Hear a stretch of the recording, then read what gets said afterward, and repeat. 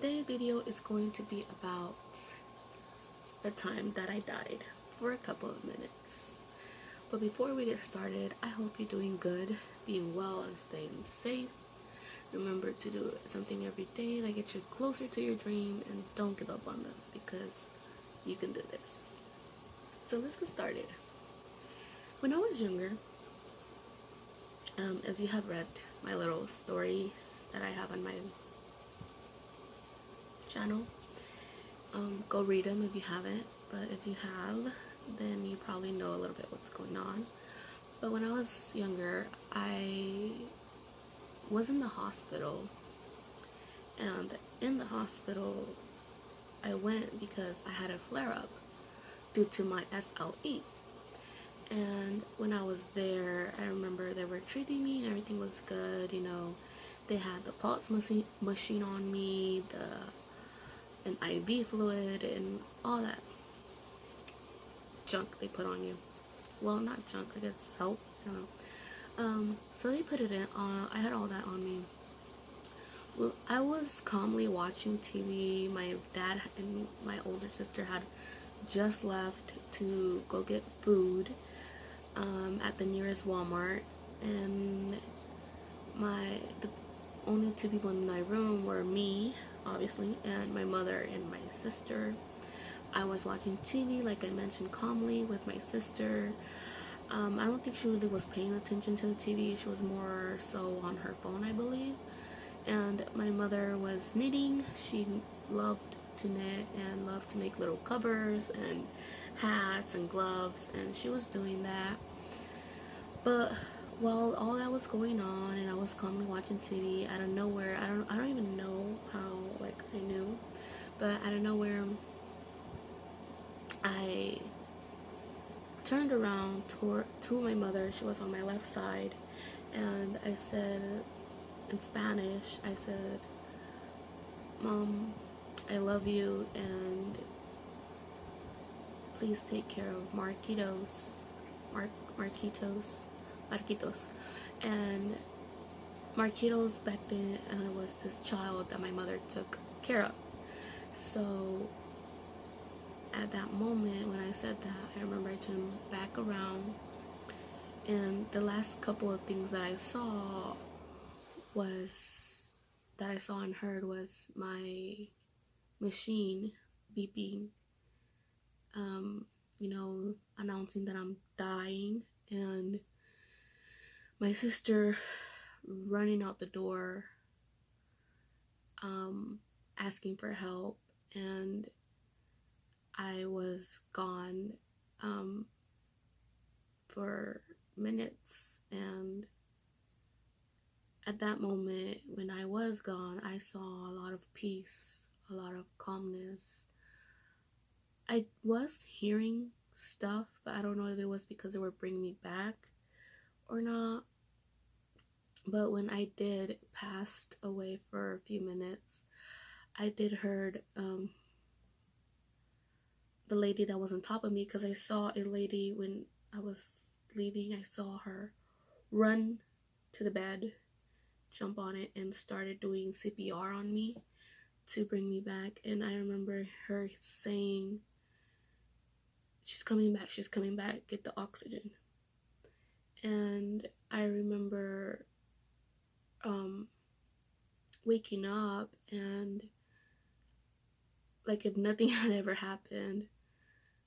And while everything was going on, my mother informed my father. She was still in the room, and she called my father. My sister did as well. They called him saying, "Hey, she's dying, she's dead, you need to hurry up and get here." My poor dad, he got lost on his way back to the hospital with my older sister. They were going the wrong way, and they were just really nervous. I would imagine that was a really, really hard moment for them, because, you know, I'm the youngest one. I'm technically still their baby, even if I'm like 25 years old. But my dad got lost. He was panicking, and I was, there with the doctors. They were trying to get me back. They did the electric shocks. because they said I was coming back, and they did that, and then they did the electric shocks, I believe.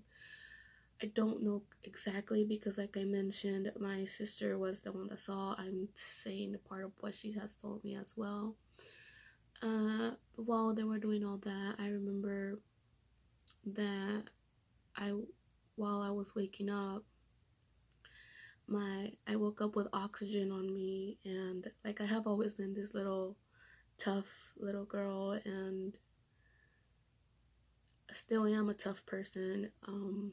I woke up with oxygen on me, and it was burning my nose because it burns your nose. And I remember that I took it off, and like it was like, I guess like 2 to 3 hours later, I took it off, and I remember the doctor coming in because I had woken up, and my mom said, "Don't take it off, don't take it off," and I was like, "No, I'm fine." And then I saw on my right side, I mean, the machine, the one that gives you like the shocks to get you back on life. I remember it was there, and I was like, why do they got that there? And then, my dumb self. And I was like, okay. And I took the oxygen off, like I mentioned, and the doctor walked in like moments later, and he's like, why is your oxygen off? Like so paranoid and everything. I was like, and I just looked at him like it was burning my nose, and I didn't want it. I felt like I couldn't breathe. And he was like, okay. And then he checked my oxygen. He's like, okay, you can stay without it. Your oxygen's 100%. But as soon as anything happens, you're going to have to get it back on. I was like, okay, fine, whatever. And for me, it was something that I didn't know would happen to me. And I'm still here till this day. So I know that God exists for that same reason, because not only has He been there for a lot of things in my life, for a lot of things that have happened in my life, but that moment there just shows that God is not done with me. I am here for a reason, and it's something that I probably already know or I don't know. I am living day by day, doing what I need to do. If anything comes up, then I'll do that, but day by day I do what I can, and I also try to become a better person, a person that can, be closer to God as well, because like I mentioned, I might not know the reason why I'm still here alive, but I know that there is something beautiful in store for me in my near future, and I know that pretty soon I will be telling a very, very different story, and God will always be on my side no matter what I go through, because I know I have been through a lot as a child, and now that I'm all grown up, I am some things that I came to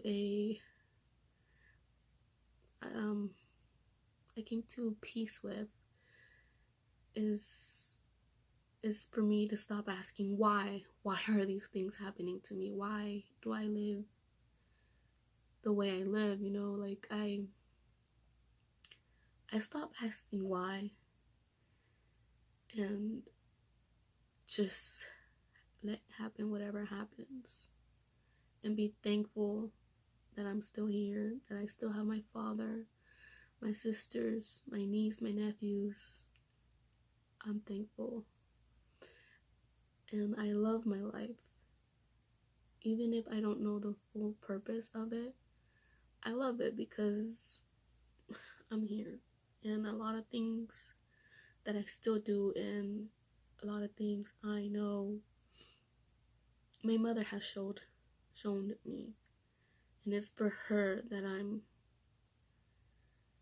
the brave little girl, and the girl that doesn't give up. I know I'm not a little girl no more, but thanks to my mother that I'm here, and my father. Because my mother showed me how to not give up, how to, suck it up, and know that everything is good, because God will always find a way. My father has been there emotionally saying, don't worry about it, it'll turn out. Don't overthink it. You'll be fine. Just relax. So, a big part of my life is them. And even if my mother's not here, she's still here because she's in my heart. She lives with me every step of the way. But that's another video before I get more emotional. I hope you guys enjoy this story, and I hope you guys realize that there is a God out there. If you believe or don't believe, that's totally up to you now. But this is my story. This is what happened to me, and a lot of things have happened to me.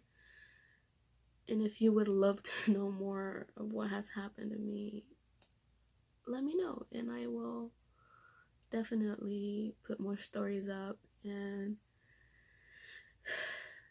events that have happened in my life, because my life is crazy, and I know other people's life is the same or crazier than mine.